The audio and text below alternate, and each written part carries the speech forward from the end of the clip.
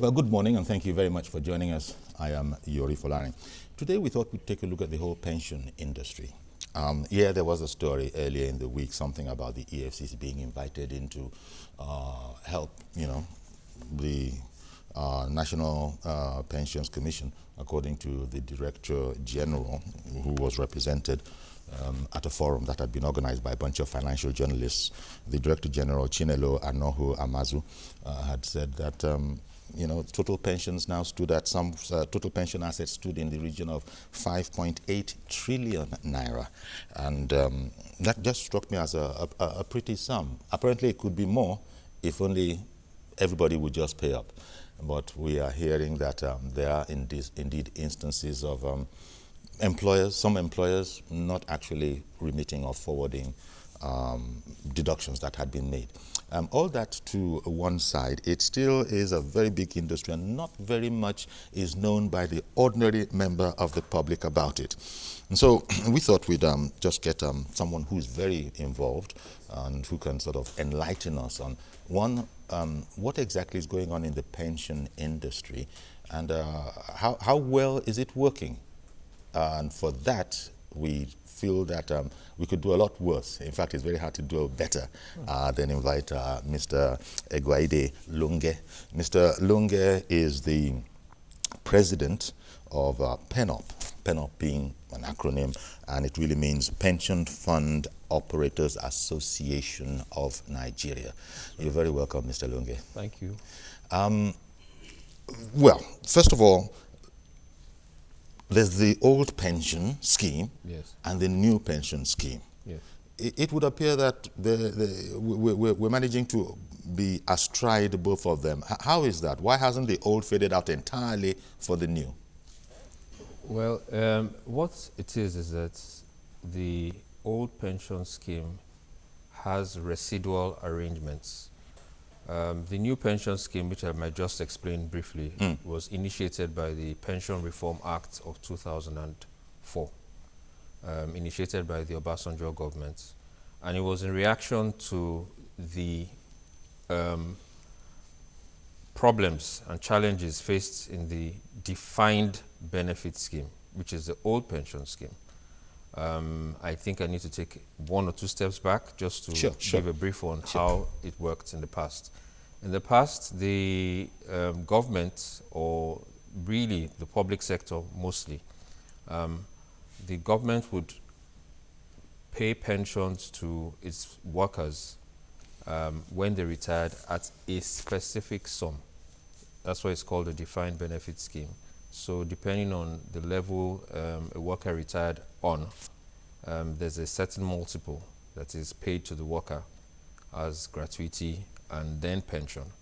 That's how it was. That's how it was defined in the past. It didn't have any reference to accumulations of savings. It had no reference to government putting any money aside to make these payments. So, as you would imagine, the scheme ran into problems because government had huge liabilities that it couldn't pay. And so the Obasanjo regime did something very useful of trying to limit the liabilities of government to pay pensions and introduce the Pension Reform Act 2004. And it is the Pension Reform Act 2004 that has given rise to the new pension scheme, which is a contributory pension scheme. Now, the contributory pension scheme, as its name denotes, allows for contributions for savings, and out of those savings, professionals manage the accumulated savings, and at the time when the contributor is due retirement, out of that savings pool in their private account, they are paid pension. That's how the new scheme works. That's why it's called the contributory pension scheme. Now, just a few more details about the contributory pension scheme. It is contributed to by the worker 8% at a minimum, and by the employer 10% at a minimum. So altogether 18%. This is paid into a retirement savings account that is personal to the individual, and it is it is denoted by a unique identifier, which is a PIN, and you carry that unique identifier in every job that you go to. So it's portable, it's personal, and it is very well managed. This is in contrast to how it used to be in the past. Records were not clear.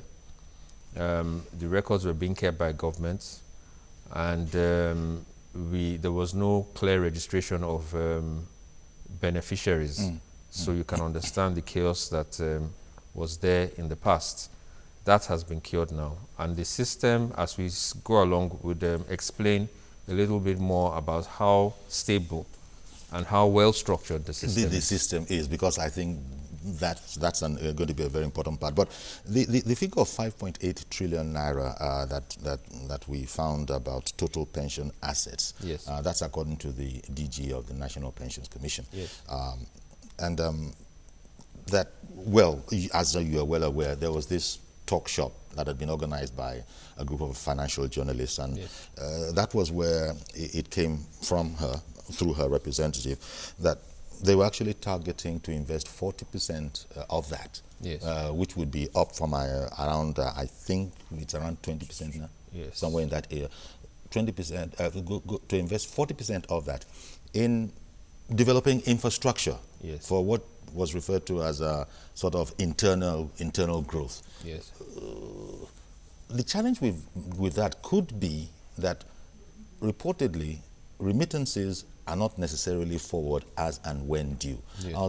I was even reading something that you had said in a different forum that some state governments, for instance, yes, are as long as 2 years in default. Yes, that's correct. How can that be possible? What's going on there? You know that issues of pension are very sensitive issues. The Nigerian economy is experiencing very deep challenges. I overheard on some news station today that the Nigerian economy has been said to be in intensive care at this point. Yes, we are in recession. I think that's. As BBC throughout yesterday would not let the world forget, yes, that Nigeria, Africa's largest economy, is officially in recession. Yes, I mean, I think those are descriptions that people put to situations, you know. But it depends on whether you want an external party to describe you, or you want to describe yourself and take your destiny in your own hand and find your way through. I think that Nigeria is going in the right direction, but perhaps the difficulties we find are difficulties that stem from perhaps lack of conviction and tenacity and speed. I don't think that our challenges are as intense as the challenges that most people find around the world today. We have, by and large, relative peace. And we do have sources of income where some people don't have. I mean, they're really struggling with the resources to generate. So what our challenges are challenges of coordination. But that is digressing. Let's come back to pension. Why some governments are able to default, yes, up to 2 years. And in fact, I think it was said by the National Pensions Commission that some employers, in fact, the last remittance, I understand, in some instances was September 2015.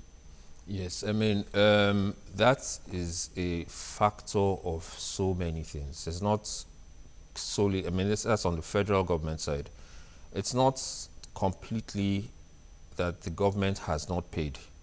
It is a factor of a change in system, which we have got to find out subsequent to when we spoke about this some time ago. The government has actually, the federal government that is, has actually paid its public sector workers, has remitted its due portion. But then there are issues of changes within the financial system, particularly as relates to the Treasury single account. The way pensions were paid in the past, it was the government remitted the money, it went to CBN, and CBN paid the money to the National Pension Commission account and for onward remittance to the various operators to upload into the individual contributors' accounts. Now, and that used to take about how long for it to show up in the individual's account? Well, I mean, it happened duly every month. Okay. I mean, and if there was ever any reconciliation issues, maybe backlog of 30 days. Okay. You know, but that has changed now, because with the Treasury single account, there is a remitter charge. There is a charge. There's a transfer charge. You know, and that transfer charge, it's now a moot point who's to pay the transfer charge. Because I almost asked. And so that discussion is going on between the National Pension Commission and CBN to see how that can be managed so that the contributors do not feel the impact of the transfer charges, which can be large in some cases. And that is holding up matters temporarily? It's holding up matters, yes, temporarily. We've been able to get remittances since September now. I think that it's up to the beginning of this year, and we hope that we will get further remittances in the next week or two that will cover at least the first quarter of the year, and I think it will then be regular therefrom. I think the government has tried its best within the very tight circumstances. It will be idle to think that it's an easy job to do, to keep up with payments, you know, but we all have to be understanding. We all have to work together to see that we are able to get the remittances in due period. Mr. Lunge, you are being quite conciliatory, perhaps not as much as the Pensions Commission, National Pensions Commission themselves, who are saying that, look, this is not kosher. It's not on. Monies are not being remitted as and when due. Yes. I think the figure was 100 billion, if I'm not wrong, that they said they had managed to sort of retrieve, maybe Yes. went on a debt recovery drive. But they said that they are now going to, you know, take off the gloves, Yes. bare knuckles, invite the EFCC in, and actually name and shame, you Yes. know, if necessary. So they are, in fact, they are looking at it as a financial crime. Yes. Whereas, you know, you've been quite nice about it. No, I think that we have strayed into another sector of the discussion. Okay. You see, that's the intriguing thing about the pension industry. There's so many different, there's so many segments. Octopus. Yes, you know, so you really need to know what you're talking about. A whole network. You hear a lot of people with different opinions and impressions, and people say they should jail this. In fact, my neighbors look across the fence when they hear, I work in the pension industry, the news that they hear about the pension industry is that there's a lot of fraud in it, so they look to see, have I bought a new car? Maybe it's pension money, you know, but it's nothing like that. I think that the contributory pension scheme, You think it isn't well understood? it's not well understood. So just to allude to the point you brought up, what the Director General was saying was that this is actually from the private sector side. Okay. What I was describing previously is the public sector side. We expect that the public sector will catch up with the remittances from the federal government side. I can't speak for the states yet. Maybe we'll come to discuss that. But on the private sector side, there is greater conformity, there's greater compliance. Okay. However, the criminal side of this, which is what the Director General alluded to, is that some employers deduct their employees part of the contribution. They do not pay their own part of the contribution, and they do not remit their employees part that has been deducted. That's a financial crime. And that's what led to the And that's the reason why headline. Exactly. You know, that's the reason why EFCC. you need to bring in the authorities, the security authorities, to deal with that issue, because it's a crime. I mean, I work for my pay, and the statutory deductions which you take from me, you don't make your own contribution, and rather than remit the statutory deduction that that has been taken from my pay, it's not remitted to my pension fund administrator. It's kept in some accounts, maybe it's used to run the company. Yeah. No, that's a financial crime. And that is a financial. Maybe it's just that, as you said at the beginning, one wanted to give this conversation a bit of flesh and perspective. Yes. Is why you went, explained it from the public sector side and Yes. also the private sector side. Yes. Now, the private sector is. No, it's not a matter of allegedly. They are engaged in this financial crime, actually. Otherwise, It's not everyone. no, of course not. Yes. Of course not. As we often hear, there will always be a Judas. But it must be significant enough for the Pensions Commission to feel it's a sufficient problem. If it was just one or two companies, maybe it might not have hit the headline. Yes, it's a sufficient problem, definitely. I mean, the 100 billion that you spoke about is money that recovery agents who have been engaged by the National Pension Commission have been able to retrieve from employers who did not pay their workers' pension in due period or didn't pay at all. Yes. And it will be something of the region of something in the direction of these people who have deducted and not paid their workers' pension. Yeah. I think that mostly the recovery agents have recovered monies from people who did not deduct pension at all.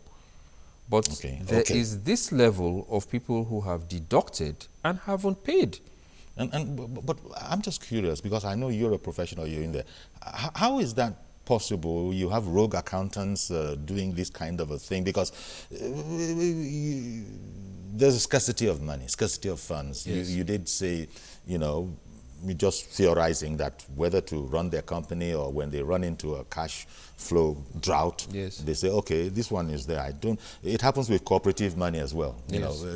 Sometimes you hear people, members of the cooperative body, complaining that the money is not being remitted. Yes. The accountants in the company, rogue accountants, have decided that we can't just be looking at it and that kind of thing. But it's a crime. It's a crime. It's a crime because it's money that I'm entitled to, and it's for a purpose, and it has to be used for that purpose. I think that the other way that we really need to look at this is from the perspective of the scarcity of jobs. Scarcity of jobs, because I bring this perspective because the individual who has had their money deducted has a difficulty complaining, because if he escalates the fact that his employer has not remitted his money or her money, they might be victimized. So we do have situations where contributors call us as operators and say that, what are we doing about the fact that their employers have not remitted the money into their retirement savings account? And there isn't so much we can do. We can make a report of it, and there is also a complaint procedure through the National Pension Commission. I mean, if you look at www.pencom.gov.ng, you would find the complaint procedure that you can follow to escalate the fact that your employer is defaulting. Yes. Even though it has its attendant risk, as you have said. Yeah, but if you lay the complaint via that channel, I think you will be protected. It's anonymous. Yes, it's a whistleblowing channel. So that's what the regulator and the industry has done to see how we deal with that problem. A slight digression, but it looks like we're tightening up in all areas that were quite leaky before. I'm just reminded, I got in my inbox from my bank, something from the central bank now, that we've always known how serious they are with dud checks in America. Yes. But here, you issue a check, it bounces. Oh, sorry about that, no problem. Now it looks that people are the authorities are getting tighter about it.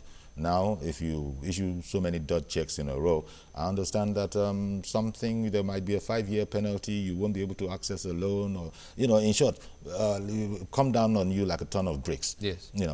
So I just looking at tightening up, but you say that for the moment, there's precious little that operators, that your body, represents. Yes. There's precious little that they can do at the moment, apart from just ask employers nicely to do the right thing? Well, I think you alluded to, the Director General has said that the recovery agents who've been able to recover 100 billion naira or more of pension that ought to have been remitted to contributors' accounts. That's a positive step. There's this initiative perhaps to get security authorities involved in dealing with those who have committed financial crimes.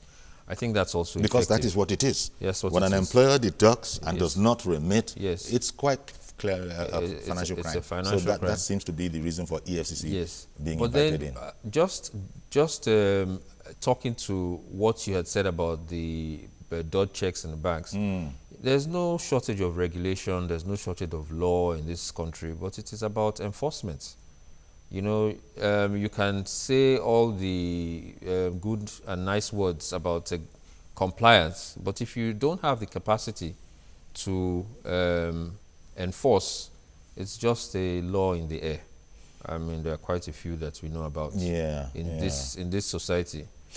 And now, Mr. Logan, in terms of putting all of this in perspective, I introduced you as president of the of PENOP. Yes. That is our Pension Fund Administrators Association. The Pension Fund Operators. Operators, I beg your of Nigeria. Pension Fund Operators of Nigeria. And in this new taxation, new pension fund dispensation, yes, every employee was allowed to choose an operator that they prefer. Yes. It might have been Stanbic, it might be, there's so many. How many are actually available out there? There are 21. So, altogether, the operators are 34. I think I get that number right. It's between 32 and 34. I think it's 34. And so PENOP is an umbrella body, yes, as it were. So you can't be dealing with 30-something odd people. So yes, as it were, you speak for all of those. Now, how does it work when, for instance, your money, my money, is not remitted to my operator, and you get to hear about this? The PENCOM itself gets to hear about it. How does it work to destabilize the system? Well, I think I'll answer that question as, sometimes you answer a question by giving the opposite.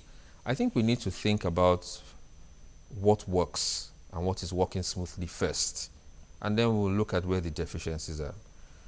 Most companies in the formal sector remit the money in due period. And how that works is that you have registered with the pension fund administrator, you have a PIN, and the 8% or 10% from both sides is contributed, and it goes into your retirement savings account via the pension fund custodian. It's important to note this. It goes to the pension fund custodian.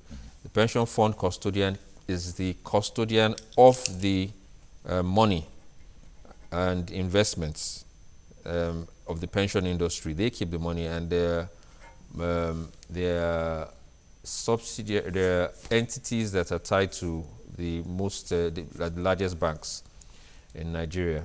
And the pension fund custodian then informs the pension fund administrator that money has been remitted to their contributors' account, and the money needs to be invested. The administrator then goes and invests the money as is required.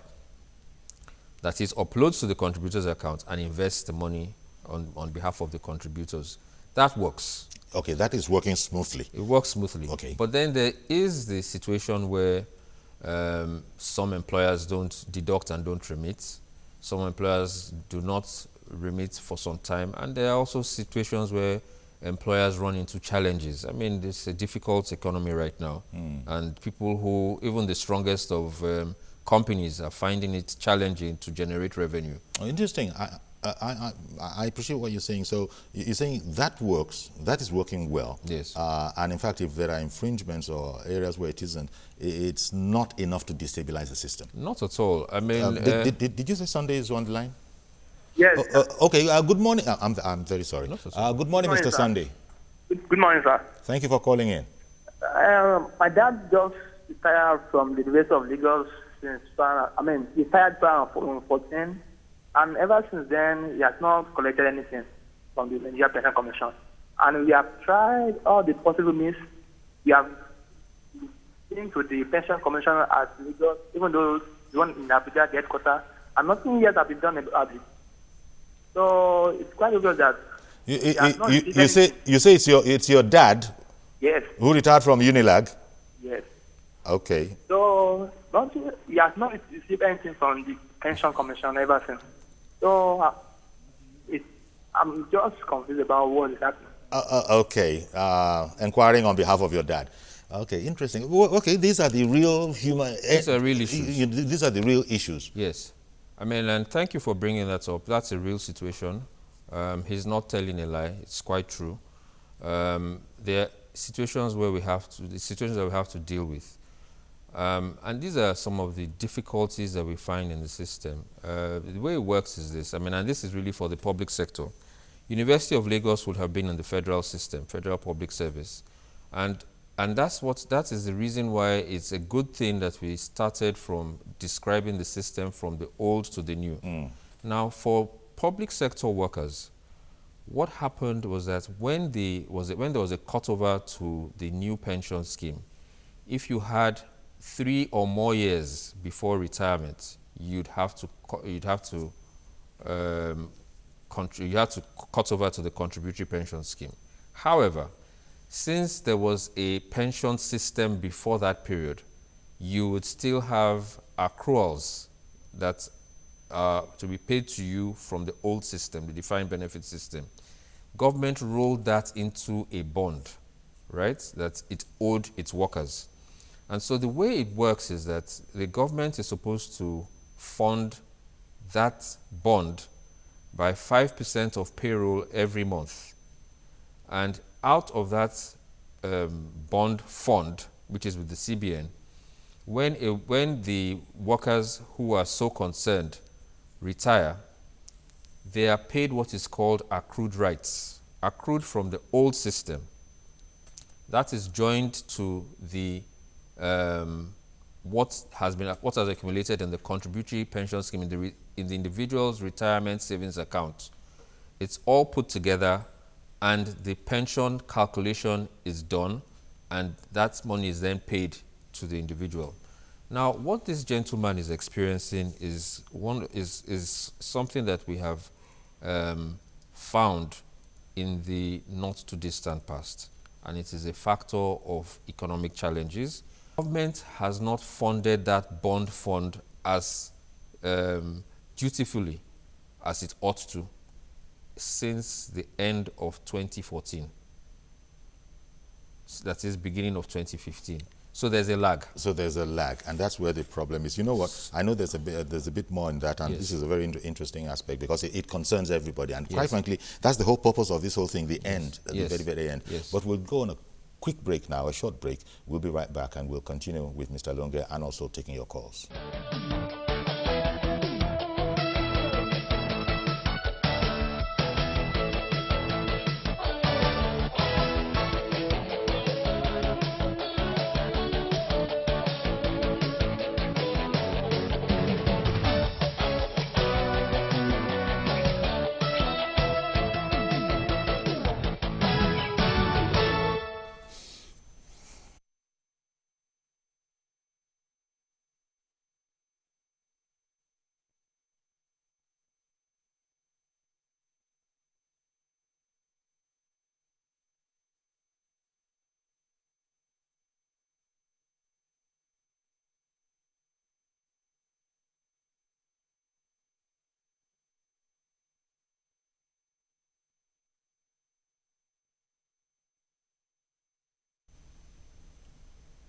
Okay, welcome back, and we still have Mr. Guaide Longe, President of Pension Fund Operators Association of Nigeria, and he's been giving us some insights into what's been going on. And he's just explained, for instance, one person that has retired but hasn't really seen the benefits of his contributions over over the years, and he's just explained that there is a cash crunch in the country.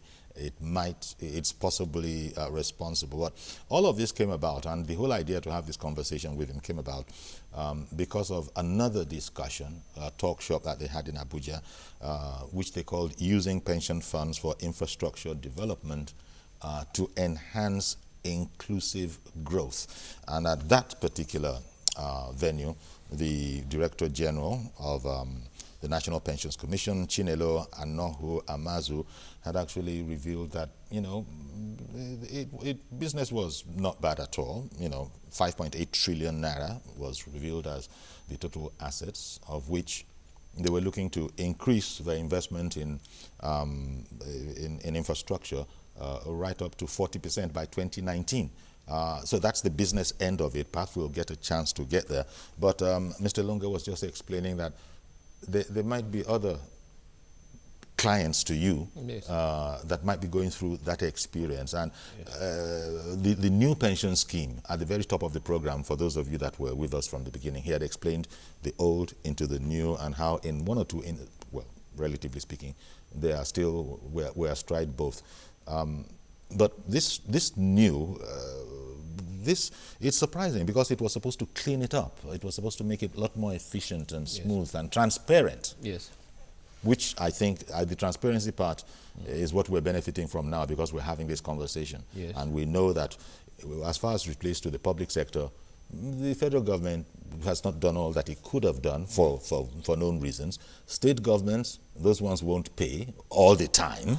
There are some of them that are 2 months in arrears. But the criminal one is the private sector where they deduct from their employees, do not forward, and the good madam, the DG over at the commission has said that I'm putting the EFCC on their tail. Yes. So all of that is good. But talk to me a bit more about the challenges of actually collecting.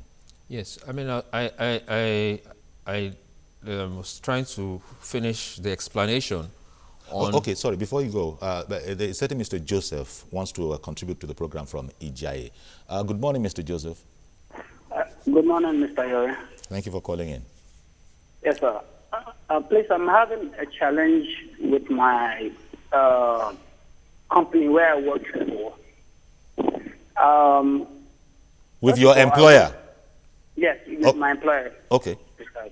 Now, since 2010, since I was employed and I was tapped, my pension has been deducted from my pay and has not been remitted to the pension office. I didn't know that up until last year when I resigned, at exactly September last year when I resigned. So I got to know that there wasn't any remittance made by my employer, one. Secondly, they didn't make any provision for my PIN code. And they are owing enough more than, in fact, my gratuity has not been made available to up until now, since last year till now. They are owing gratuity, pension, owing even my cooperative up until now. And no one is saying anything about it. Each time, there are... Well, we are saying something about it, but thank you very much for calling in, Mr. Joseph, and Mr. Longe heard you. Yes. Are these some of the challenges that, quite frankly, make up the bulk of a day in the life of? Well, we've already spoken about the pension issue, but just like I said, pension is an emotive issue, so he's brought in the cooperative, he's brought in his gratuity, he's brought in other issues of dispute with his employer. Yes. We are not involved with those issues. But the pension we're involved with the pension which he part said of he it. now found out Yes. that, as a matter of fact, it was being deducted, was not forwarded or That's remitted. exactly what we spoke about being a financial crime. I mean, and some employers play on the fence. You know, they don't want to remit their workers' pension, which is illegal, and because they say they're not sure how long they'll stay.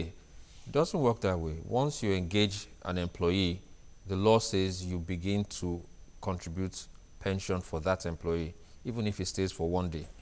You know, so it's a situation that can be taken to the courts, or simply take this up with the National Pension Commission, or if you know your pension fund administrator, you can also go there and get assistance from the pension fund administrator. If you, like I said, if you go to www.pencom.gov.ng, you'd find a complaint procedure that you can follow and see how you prosecute this matter. PENCOM being the regulator. The regulator, Yes. the National Pensions Commission. Yes. You know, that's. But I need to address that point of the gentleman whose father who has not got his retirement benefits from Unilag. I mean, I need to complete addressing that point. Now, the accrued rights ought to come into the account so that you have a full amount on which pension is calculated. So say, for instance, for most of these people who have accrued rights, they have maybe 10 years of service in the old scheme and 4 years of service in the new scheme. Now, 4 years of service of accumulation of retirement of money into your retirement savings accounts can't be that much.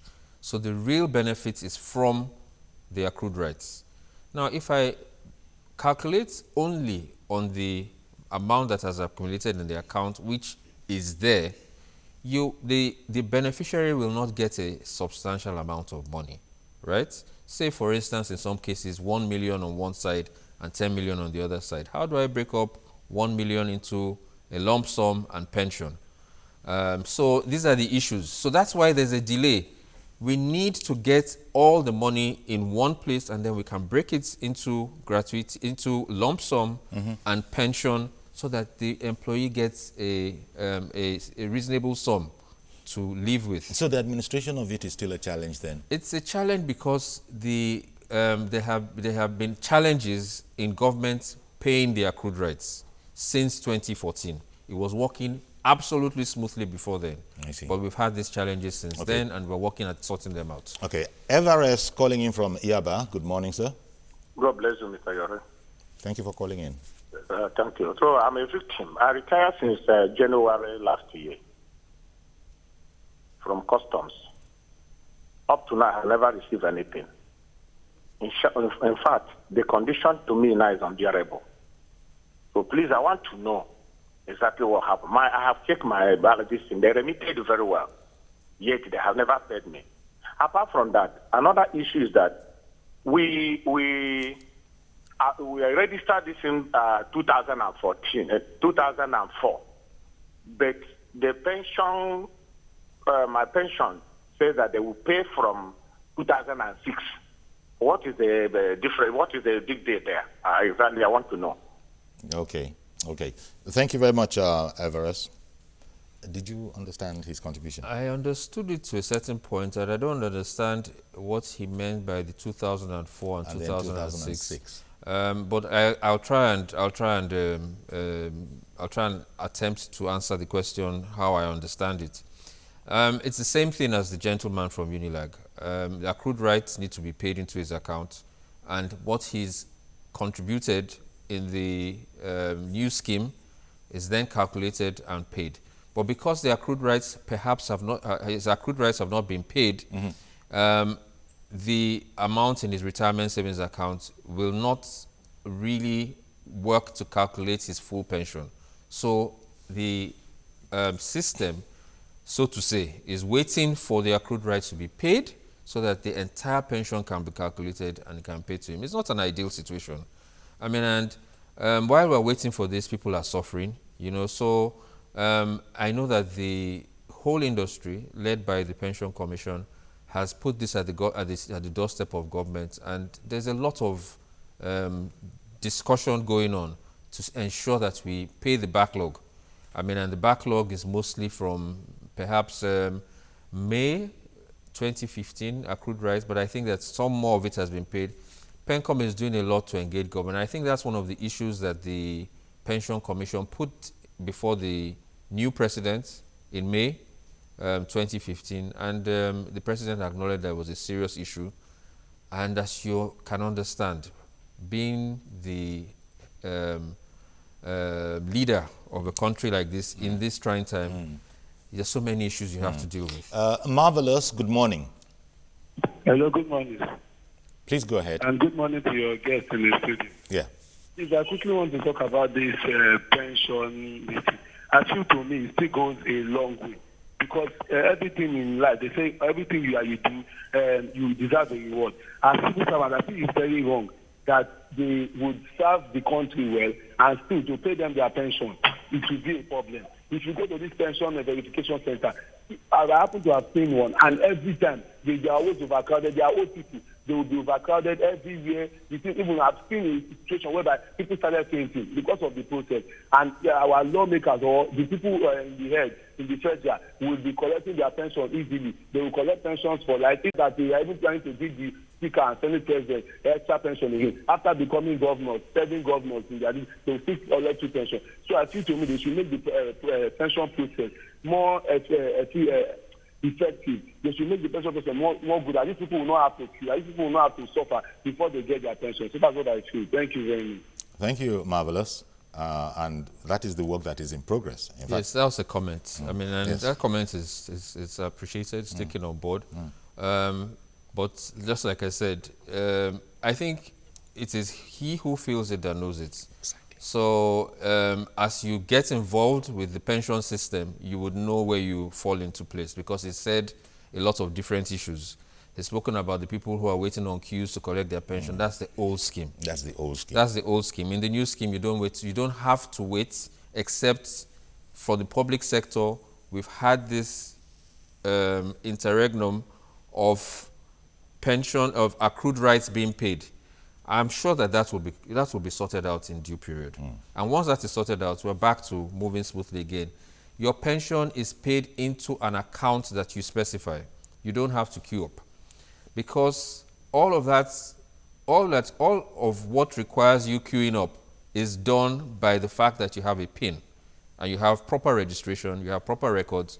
So once you apply for your pension, you get an approval from the National Pension Commission, and the money drops into your account duly every month. So that's a thing of the past.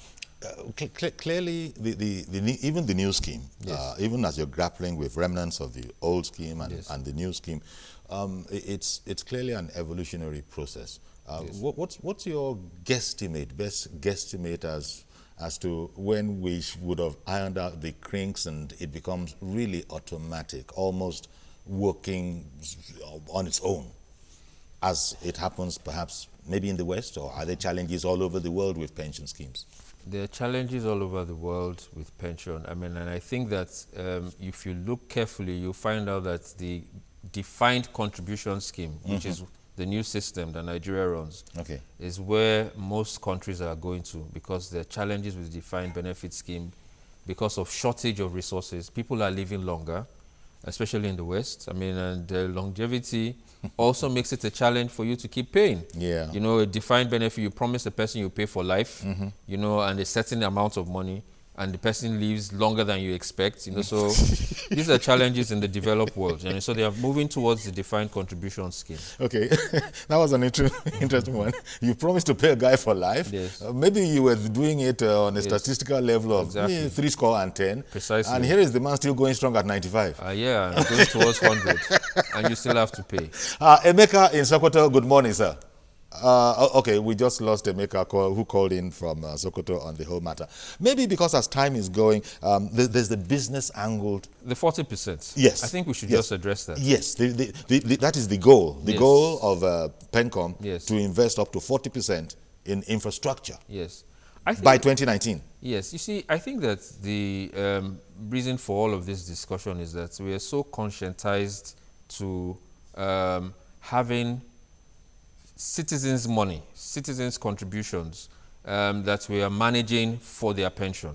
But it is important, first and foremost, for us to understand what the objective is. I mean, we said this we repeat it all the time. The objective is not to develop the country. The objective is to pay pensions when the benefits become due. However, because people live in this country, because we have a development challenge, because this is the first time that we have long-term funding, in a structured way, there is a lot of discussion about, can't we use the money for this, can't we use it? pension money is supposed to solve all of Nigeria's problems. But let me give you a very interesting point. 5.8 trillion or 5.3 trillion in December 2015 was in the region of about 23 billion. It's 13 billion as of yesterday.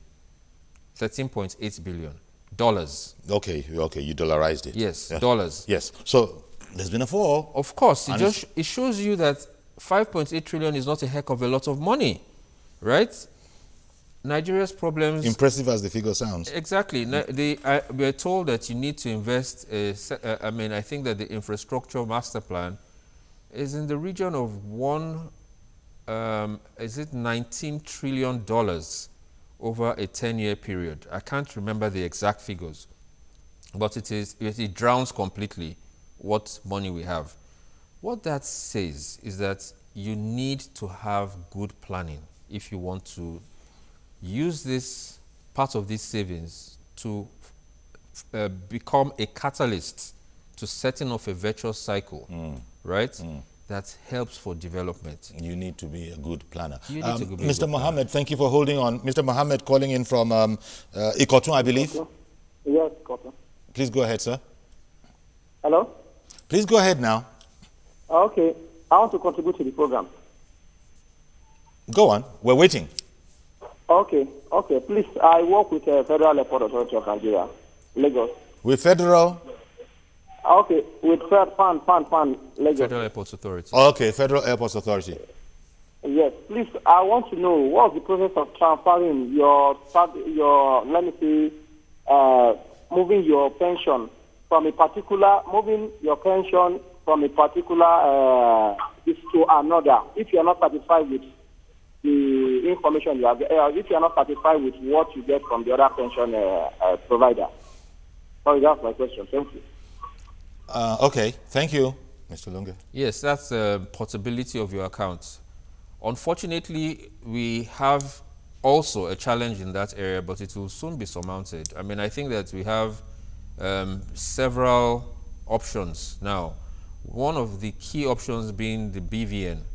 Now, at the inception of the industry, because there was a need to start off on time and there was a need to prove the concept, there was an issue of registration and clean records. So in many cases, people did not register with their biometrics. Now, to transfer from one account to the other, you have to be sure that you are not going to get into a challenge where you're transferring to the wrong person. There were also issues where people registered more than once, duplication of records. So which accounts are you really transferring? So a cleanup of the data has got to be effected. That is what has delayed it. But the law says that you can transfer from one operator to another once a year without providing any reason. If you think that you want to do more than once a year, you have to provide a reason. But that is working now. That is work in progress. With the BVN, we can actually tap into that record and get the biometric details, because the pension contributors will necessarily, in my view, be a subset of those who have bank accounts. So that conversation is happening now, and before long we would be able to achieve portability of accounts.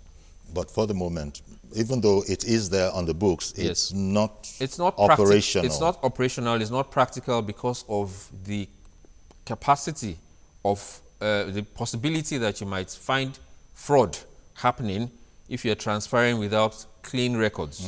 So those records there has to be a data cleanup exercise to be able to get that. Okay, Mr. Mohammed, hope that satisfies you. And then when you were talking about that whole 40% investment, you made the interesting point, and it's like between the eyes, that the whole reason for contributing pension is to be able to pay pension at the end of the day. Not necessarily for investment, although you can't just be looking at money, you can't be sitting on money. Maybe, no doubt, PENCOM itself was aware of this, because it sort of was very quick to add that there shall be no risk whatsoever, because they're going to make sure that what they're aiming to do by 2019, that you said that we need to have a real put on our thinking cap and have a very good plan for, that it will be underwritten by governments, right? So there's that particular safety net. They're not just putting our money at peril. Well, you see, your money is not at peril, and two things that need to be addressed. They're investing. First and foremost, the monies are fully invested. The monies are not idle. There's no cash just there, as many people think. I mean, I think if you want, we could send an email to show you where the funds are invested. Exactly. But more than 65% is invested in government assets already. You know, so it's a moot point to say invest in infrastructure because that money is already with government. What did government do with the money? If they use money that is supposed to be used for capital projects, for recurrent expenditure, that's a problem. Because, well, according to the fact that came out, up to 35% is invested as we speak in corporate bonds. Yeah, well, corporate bonds, yeah, to a certain corporate bonds are for the private sector. Government, federal government and then bonds, 20% in mutual funds. Yes, and you see, so government bonds are where the real focus should be, because some government entities have taken money from the pension industry and have utilized the money. Like Lagos State, for instance. Lagos State has used money borrowed from the pension industry to build infrastructure, which we all enjoy. So that's how it can be used. But you see, I don't think pension money can be used to develop social infrastructure. Okay. You need to use pension money in such a way that you will get the cash back, right? So it can serve as a catalyst, but it must be put into a project that is revenue generating, which is what they call bankable, and the money comes back and you can pay the retirees when they're due. Okay, well, Mr. Lunge, I'm going to just take that last comment as your contribution to the conversation, using pension funds for infrastructure development to enhance what has been referred to as inclusive growth. Yes. I'll just take that last statement as your comment there. But I want to thank you very, very much for coming along and, you know, airing this whole it is one of those almost esoteric areas, although everybody at the end of the day wants to just pick up money and collect. But it was quite useful, I think, to hear all of this. Thank you very much once again, Mr. Egwaide Lunge, President of PENOP, Pension Fund Operators Association of Nigeria. I am Yori Folani. I'll see you tomorrow, God willing, with a fresh edition of the program. Bye-bye for now.